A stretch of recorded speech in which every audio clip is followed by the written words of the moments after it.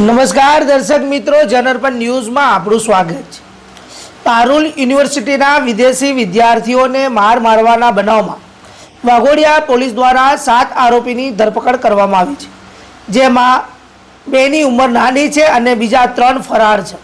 5 આરોપી જે લીમડાના મુખ્તિયાર શેખ, રાજેશ વસાવા, રવિ સ્વરાજ વસાવા, પ્રવીણ વસાવાને વાઘોડિયા પોલીસ દ્વારા ધરપકડ કરી કાયદાનું ભાન કરવામાં આવ્યું છે, ત્યારે અન્ય બીજા 3 ફરાર છે।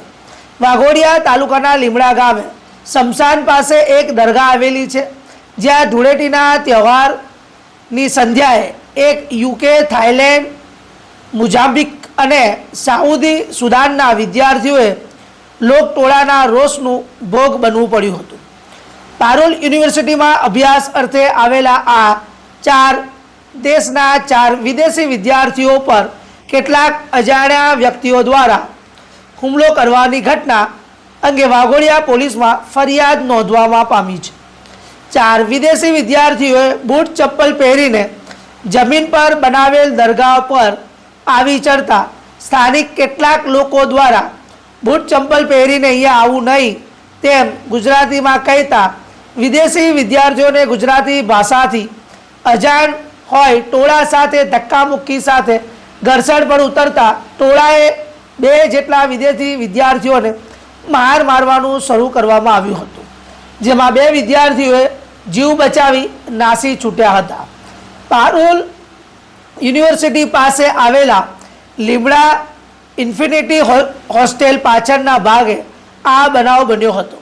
ધૂળેટીના સાંજના 5:45 વાગ્યાની આસપાસ યુકે, મોઝામ્બિક, સાઉદી સુદાન અને થાઈલેન્ડના વિદેશી વિદ્યાર્થીઓ પર હુમલો કરવામાં આવ્યો, જેમાં આ જોતામાં જ હાથમાં દંડા, બેટ તેમજ લાકડીઓ, પથ્થર લઈને થાઈલેન્ડના એક વિદ્યાર્થીઓ પર તૂટી પડ્યા હતા।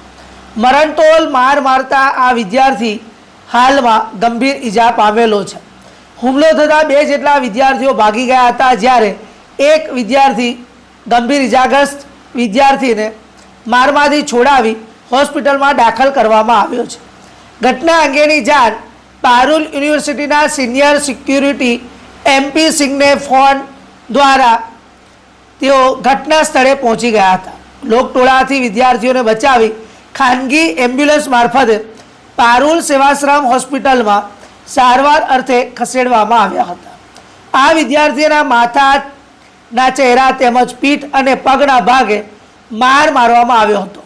આ આખી ઘટનાનો વિડીયો વાયરલ થવા પામ્યો છે, જેમાં સ્પષ્ટ રીતે જોઈ શકાય છે કે થાઈલેન્ડના એક વિદ્યાર્થીને 10 ઉપરાંત ટોળાએ ઘેરી વળી માર મરાયો હતો, એવો વિડીયો પણ હાલ વાયરલ સોશિયલ મીડિયા પર થઈ રહ્યો છે। આ અંગે વાઘોડિયા પોલીસ મથકમાં યુનિવર્સિટી દ્વારા 10 જેટલા અજાણ્યા વ્યક્તિઓ વિરુદ્ધમાં વાઘોડિયા પોલીસ સ્ટેશનમાં ફરિયાદ નોંધવામાં આવી છે। આ આધારે વાઘોડિયા પોલીસે દ્વારા 7 વ્યક્તિઓને વાયરલ વિડીયોના આધારે ધરપકડ કરી દેવામાં આવી છે, જેમાં 2ની ઉંમર નાની હોવાથી નોટિસ ફટકારી છોડી દેવામાં આવ્યા છે, ત્યારે 3 વ્યક્તિઓ ફરાર છે।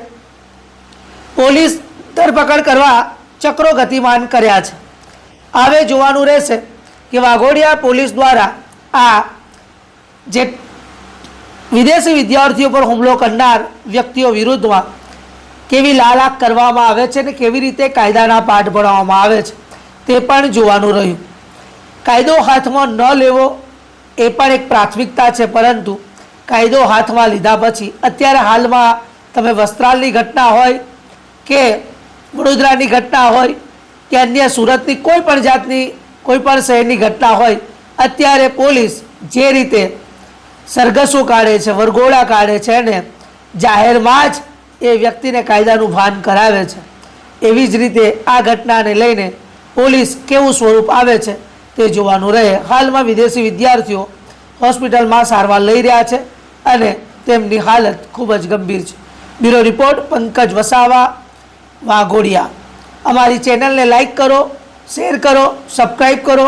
આવા જ નવા સમાચાર જોવા માટે જોડાઈને રહો જનઅર્પણ ન્યૂઝ સાથે। ધન્યવાદ, નમસ્કાર।